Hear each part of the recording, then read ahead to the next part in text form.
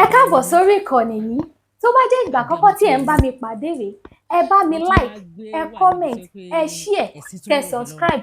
Àwọn ohun tí ẹ máa wò lórí ìkànnì yìí, òun ni àwọn ohun tí ó ń lọ láwùjọ wa tó sì máa kọ́ wa lọ́gbọ́n. Ẹ máa bá mi ká lọ. Ẹ jẹ́ kí n máa kí gbogbo ọmọ kóòtù òjèrè bí pẹ́ tún kú dédé àkókò yìí.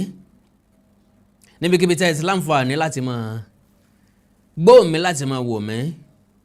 Ìbànújẹ́ bíi tí ìwò kó kéré mọ kò ní jẹ́ ìpín yín láṣẹ Èdùmàrè. Akẹ́dọ̀rọ̀ Ayékòǹkò ló kọ́ mi o, Àjàó Àrò ni mi Ayékòǹkò aṣọ lójú ọlọ́rọ̀. Bọ́lọ́rọ̀ bá gbọ́ kí n bàbá ńlá bàbá ọlọ́rọ̀ ó ṣe. Mo kí nínú ilé mo kí lẹ́dẹ̀ yìí jákèjádò àgbáyé ibi ò ní ṣẹlẹ̀ sí ìbànújẹ́ ò ní kàn yín láṣẹ Èdùmàrè. Ara mi rere mo rórí ológbò látẹ̀ pọ́n. Now ọ̀rọ̀ tí mo fẹ́ sọ yìí yóò wù mí kájọ fetí ayọ̀ gbọ́. Díẹ̀ ń tàlàbánú apẹ́ ẹdun òkú ọ̀pápọ̀ mọ́yàwó òkú òre tẹ́ ìyàwó rẹ̀ ṣọ́ọ̀ṣì n ò dú sẹ́nétọ̀ ẹbí mi ò dú sẹ́nétọ̀ pàápàá jùlọ kì í ṣèpínlẹ̀ mi ọ̀rọ̀ ìpínlẹ̀ Kwara mo fẹ́ sọ. Obìnrin kan ló darapọ̀ bóun fẹ́ díje fún ipò sẹ́nétọ̀ nípínlẹ̀ Kwara. Bí èèyàn bá ń lọ fún senate bí èèyàn bá ń lọ sí senate olúwa rẹ̀ nìkan kọ́ ló máa jẹ́ àkọ́kọ́ tí yóò kọ́kọ́ lọ. Obìnrin wà ní senate lọ́wọ́lọ́wọ́ báyìí, obìnrin wà ní house of rep lọ́wọ́lọ́wọ́ báyìí, obìnrin tí ń wà ní senate sẹ́yìn, obìnrin tí ń wà ní house of rep sẹ́yìn. So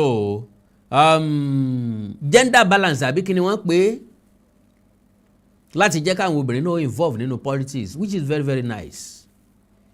Mistake tí mo mọ̀ tó orílẹ̀-èdè Nàìjíríà ò ní ever ṣe ni láti fobìnrin jẹ governor tàbí láti fobìnrin jẹ president. Mi ò right ẹ̀ off o torí even the most unexpected can happen in Nigeria. N tó fọkàn sí tó lérò pé ó lè wáyé rárá ó lè ṣẹlẹ̀ ní Nàìjíríà. So kì í jẹ́ kéèyàn right nǹkan kan off nípa wa.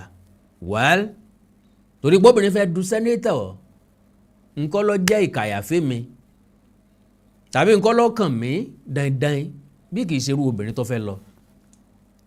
Lóòótọ́ gbogbo ala nígbàgbọ́ nínú ẹ̀sìn kan tàbí kejì. Ìlú Ìlọrin kìí ṣe ìlú fìtínà fa, ìlú Ìlọrin kìí ṣe ìlú jàgídíjàgan, ìlú tó jìnnà síná tó sùn màálù jánà Ìlọrin ni. Àwọn èèyàn máa ń fọkàn sí pé bàbá ń sọ̀rọ̀ nípa ìpínlẹ̀ Kwara à ń sọ̀rọ̀ nípa Ìlọrin rárá o. Rárá o. Ìjọba àbílẹ̀ 12 àbí 13 ló wà nípínlẹ̀ Kwara. Almost 8 láàrin ẹ̀ ló jẹ́ ti Yorùbá. Ìlú pọ̀ káàkiri ìlú Ìlọrin. Kò sẹ́lẹ́sìn tí ò sí ńbẹ̀. Kò síbẹ̀ ṣe fẹ́ ṣe tí ò ní sẹ́lẹ́sìn kan níbì kan. So now ẹni tó wá fẹ́ lọ yìí Mùsùlùmí ni. And that is an added advantage for anybody ní Kwara State tó fẹ́ díje fún ipò kan bó bá ti jẹ́ Mùsùlùmí yóò rọ̀ Ọlọ́run torí pé ìlú tí wọ́n ti discriminate ni, ìlú tí wọ́n ò ti fi àyè gba ẹ̀sìn míì, tí wọ́n ò ti nífẹ̀ẹ́ sí ẹ̀sìn míì, tí wọ́n ò ti fẹ́ kí ẹ̀sìn míì ò thrive, ìlú tí wọ́n ti ń takò ẹlẹ́sìn míì, ìlú tí wọ́n ti rí ẹlẹ́sìn míì gẹ́gẹ́ bí kèfèrí, ìlú tí wọ́n ti rí ẹlẹ́sìn míì gẹ́gẹ́ bí ẹni tí ò yẹ kó wà láàrin àwùjọ, kò yẹ kó rí bẹ́ẹ̀. Orílẹ̀-èdè Nàìjíríà tá a wà yìí secular state ni, orílẹ̀-èdè tó jẹ́ pé gbogbo ẹlẹ́sìn pátápátá náà lè thrive ń bẹ̀. I mean kálukú ní right to religion and right to association. Ó lẹ́tọ̀ọ́ àǹfààní láti bá wọn tó wù ọ́ ṣe, láti má bá wọn tí ò wù ọ́ ṣe. Ó ní àǹfààní àti ẹ̀tọ́ sí ẹ̀sìn tó bá wù ọ́ fúnra lára rẹ̀ tẹ́nìkan kò ní fi tìpátìkùkù mọ́ ọ. Torí pé woman yìí jẹ́ Mùsùlùmí nǹkan lọ́kàn mi dandan awo wọ́n á ṣe pé wọ́n tẹ̀ka ń bẹ̀ ṣùgbọ́n torí pọ́ jẹ́ ẹlẹ́hàá ní concern mi. Mistake tá a lè fẹ́ ṣe láyé ní ká dìbò fẹ́ni tá a mójú ẹ̀. Sorry o kí woman yẹn bá láǹfààní àti máa gbọ́ mi kọ́ mọ́ bínú o, because gbogbo ipò tá a bá fẹ́ dìmú lórílẹ̀‐èdè Nàìjíríà já rójú ara wa. Àwọn tá a rójú wọn gan àrí nǹkan kan sọ́npa ẹ̀, àwọn tá a rójú wọn gangan wọn ò tí ì tẹ́ wa lọ́rùn, wọn ò tí ì ṣe ń tá ń fẹ́. À ń bọ̀ sí bọ́sẹ̀ ẹni tó wà nínú àìkú tá a rójú ẹ̀ rárá, tá a dámọ̀ tá a mọ bó ṣe rí, ọkọ̀ lani àmọ́ kọ̀kọ́ lani àmọ́ ọkọ̀ bàràmú àmọ́ ìlà fúlàní níbẹ̀ lẹ́ẹ̀kẹ́ àmọ́ tí yorùbá ni àmọ́ wọ́n dẹ̀ ń sọ yorùbá. kò sí ẹ̀tọ́ kankan tó ní kẹ́nìkan kó dìbò fún ẹni tí àrójú ẹ̀. that is the only reason tí èmi ò fi. ṣùgbọ́n gẹ́gẹ́ mo ṣe sọ kò sí tí ò lè ṣẹlẹ̀ ní nàìjíríà. àwọn ará Ìlọrin lè pé ní táwọn fẹ́ gangan nu àwọn ará ìpínlẹ̀ Kwara àwọn ará senatorial district ẹ̀ because Kwara Central ló ń díje fún ó túmọ̀ sí pé Ìlọrin náà ni Kwara Central. alright ẹ gbọ́ ìròyìn tó jáde ọ̀hún ká tiẹ̀ tó listing sí woman yẹn ká tó gbọ́rọ̀ ẹnu tiẹ̀ gangan ẹ gbọ́ ìròyìn tó jáde. Puda woman joins Kwara Central Senate race. Now a woman in Puda kì í ṣe ìjáàbù lọ́wọ́ o ẹ̀há gangan ibi kékeré báyìí lẹ́rọ̀ ramọ̀ rí lójú ẹ̀ àti ẹnu ẹ̀ ọ̀dà ìpẹ́nu ẹ̀ náà yọ jáde á rí inú fídíò ṣá. A woman in Puda, Hajia Alimat Azan Zaruk, has declared for the Kwara Central senatorial seat on the platform of the People's Democratic Party (PDP). Alimat, a native of Balogun Fulani Ward 1, a native of Balogun Fulani Ward 1 in Ilorin South Local Government area, in a statement copied newsmen at the weekend, positioned her campaign around what she described as people-focused representation. Olóhùn ti wà ní òṣèlú ti pẹ́. Tá a lè rule out. Competence ẹ̀ kò kàn mí ṣá. But ká rójú ara wa gbangba báyìí kedere báyìí ilé mi ń sọ nípa rẹ̀. Ìlọrin ló máa mọ̀ bóyá ó competent àbí ó competent. Ó kúnjú òṣùwọ̀n kò kúnjú òṣùwọ̀n. Ọwọ́ ọ̀tí ẹ̀ kò wọ́ ọ̀tí ẹ̀. Bó làwọn tó fẹ́ dìbò fún ṣe fẹ́ mẹ́ni tán fẹ́ dìbò fún gangan. Báwo? Ńgbà tọ́lọ́run ò dá wa léegun táwa sọra wa déégún òjijì. Ọlọ́run dá wa fún ìdánimọ̀ ara wa in the image of our parents. Táì mọ̀ pé bàbá lọmọ ìwá lọ ìyá lélẹ̀ ìjọ ẹ̀gbọ́n bàbá lélẹ̀ ìjọ. And God said He created all of us in His own image. Ńlá fi ń sọ wípé a dá ènìyàn Ọlọ́run dá ènìyàn ní àwòrán ara rẹ̀ a dá ènìyàn ní àwòrán ara wa. Ṣùgbọ́n gbà tá a bá ti wá dagọ̀ bójú láìsí eégún tí ń dagọ̀ bójú fún gbèdéke àsìkò ni. Ǹsí látàárọ̀ dalẹ̀ tàbí agọ náà ni ó gbé sùn ọlọ́mọdé á rí. Eégún tó bá dáràn ni ó gbàgọ̀ sùn. Àfẹnitán bá tún fi tán bá róró ìdílé fún bọ́yé eégún lé lójú oorun. Wọn á tó ọ̀nà àbáyọ ni pé kọ́ ọ wọ agọ̀ sọ́rùn kó o fi sùn. N ló lè dẹ̀rọ̀ rẹ̀. Bọ́n bá ti rí síyàn kò ségun tí ó wọ agọ̀ sùn tí ó tún wọ agọ̀ jí. Yọ̀wọ̀ fún gbèdéke àkókò kan wọ́n á léegun lọ ìgbàlẹ̀. Ìgbàlẹ̀ tí ń lọ kì í ṣe inú igbó o. Ìgbàlẹ̀ inú ilé ni o. Ó lọ gbé àgọ̀ sílẹ̀ ni ó sì jáde padà yóò sì rìn jáde padà. Mọ́ bá jẹ́ mẹ́wàá tán rìn jáde padà ẹ̀ ní mẹ́ni tó gbégún láàrin wọn. Àìmẹ́ni tó gbégún tẹ́lẹ̀. Bí ìṣe ní ìsìn táti mọ̀ pé Kẹ́hìndé ló wà nínú ẹ̀kún Kẹ́hìndé ló gbégún. Ilé kéré ló wà nínú ilé. So, in a declaration, she outlined key priorities to include inclusive governance, economic support for small businesses and artisans, improved access to education and health care, and targeted programs for women and youth. She also identified teacher welfare as an area requiring policy attention. So, ní ó wà ṣé yóò change salary àwọn teacher ni? She said, and I quote, "We are focusing on youth and women. We are focusing on youth and women development through empowerment initiatives, skills acquisition programs, and economic opportunities, while fostering harmony and strengthening social cohesion ahead across communities in Kwara Central," she said. Her entry into the race has generated interest, particularly due to her observance of Puda. Yes, àwọn Muslim alike, a religious and cultural practice associated with modesty among some Muslim women. Political pundits say our candidacy could contribute to ongoing efforts to increase female participation in politics, especially in northern Nigeria, where cultural and religious considerations have often influenced women's visibility in public life. Analysts note that by seeking elective office while maintaining a religious observance, Zaruk bid may challenge assumptions about the compatibility of cultural practices and political engagement. She claimed to be an outstanding member of the PDP who was involved in grassroots mobilization and local political organization. She stated that her public service experience includes working as a medical personnel and serving on board of trustees of the State Water Corporation in 2003, where she contributed to oversight of public utility services.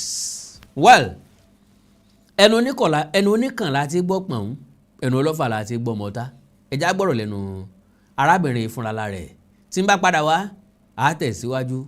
N sọ pé ẹ má dìbò fún o, ṣùgbọ́n mo ń sọ pé ǹjọ́ ṣeéṣe kẹ́ni tó fẹ́ díje kó síjú ẹ̀ kọ́mẹ́ntà fẹ́ dìbò fún. God bless you. Mo ń padà bọ̀.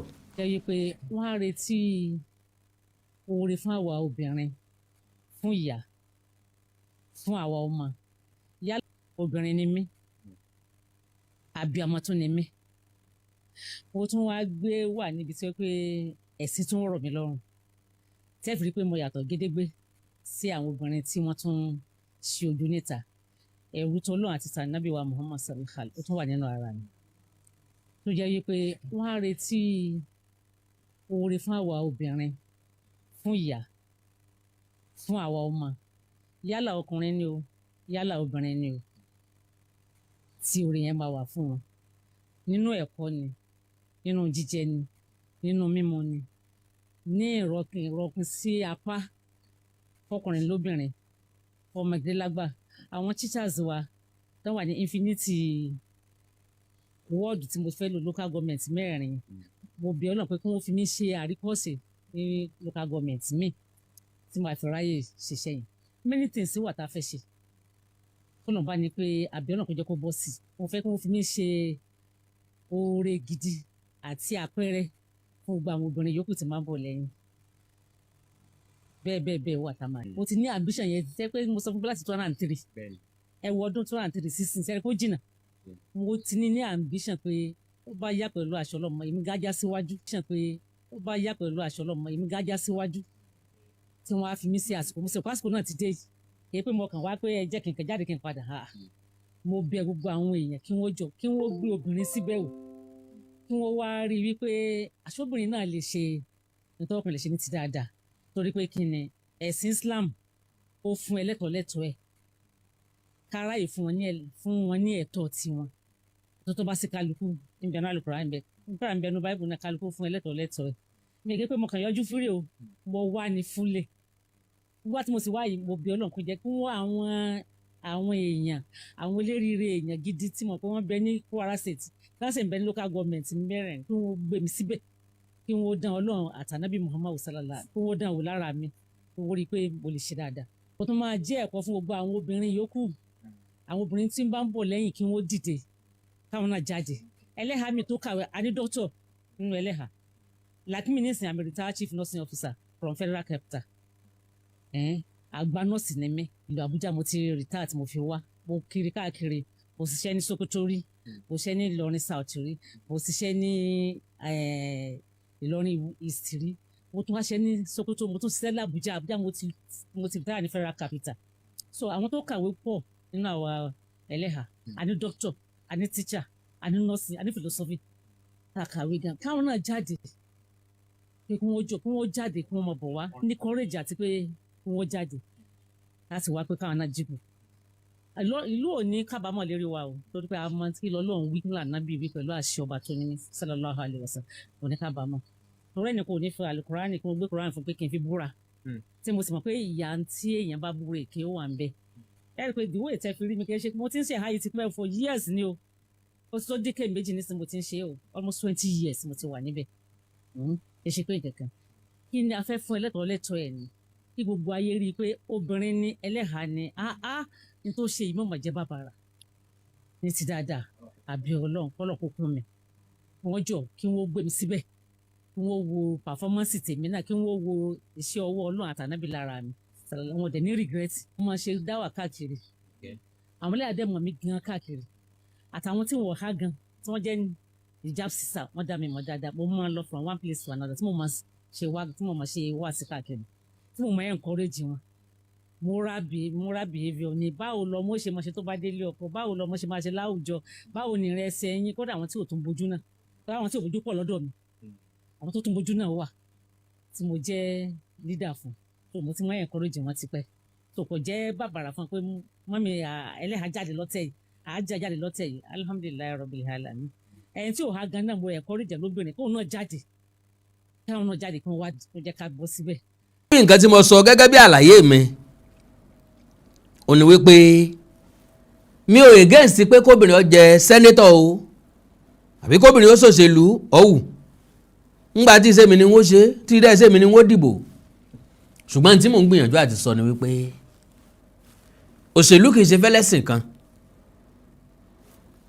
mùsùlùmí ń bẹ ńlọrin kírísítẹ́nì ń bẹ ńlọrin oníṣẹ̀ṣe ń bẹ ńlọrin mùsùlùmí ń bẹ ń Kwara kírísítẹ́nì ń bẹ ń Kwara oníṣẹ̀ṣe ń bẹ ń Kwara ṣé mùsùlùmí nìkan ni yóò dìbò because nígbà tóbìnrin ń sọ̀rọ̀ ní ìsìn sọ pé ẹlẹ́sìn lòun àwọn tí ò nígbàgbọ́ nínú ẹ̀sìn ẹ̀ ṣùgbọ́n tí wọ́n fẹ́ kóbìnrin ó di sẹ́nétọ̀ ńkọ́ gbogbo àwọn nǹkan tá a gbọ́dọ̀ look into bàbá fẹ́ díje fóṣèlú bàbá ń dupò òṣèlú bàbá fẹ́ fìyàn sórí àga òṣèlú nù whichever way ẹ̀yin ìpínlẹ̀ Kwara eléyìí ń dọ̀wọ́ yín o bó ti wù ní làásì mọ̀lẹ́ ẹni bó bá fẹ́ bó bá wù ú o lè fìtẹ́ ẹlẹ́dẹ̀ jẹ sàárè àkàndọ̀rọ̀ ayókòǹkò àìbóníṣù wà dédé egun èyí náà tó wọ́n máa lọ o èyí náà tó wọ́n máa lọ èyí náà tó wọ́n máa lọ o èyí náà tó wọ́n máa lọ àìbóníṣù wà dédé egun èyí náà tó wọ́n máa lọ àìbóníṣù wà dédé egun èyí náà tó wọ́n máa lọ.